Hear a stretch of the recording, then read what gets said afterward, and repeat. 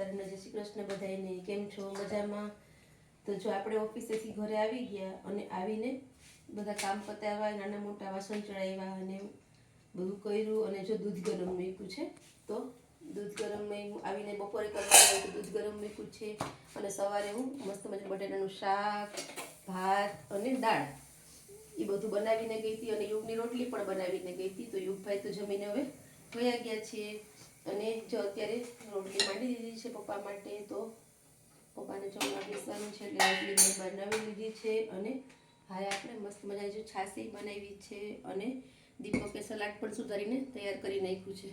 તો સલાડ પણ સુધારાઈ ગયું છે અને હવે રોટલી થાય એટલે આપણે જમી લેવાનું છે. દીપકને છે આજે શનિવાર એટલે એને ખાલી સલાડ ખાવાનું છે.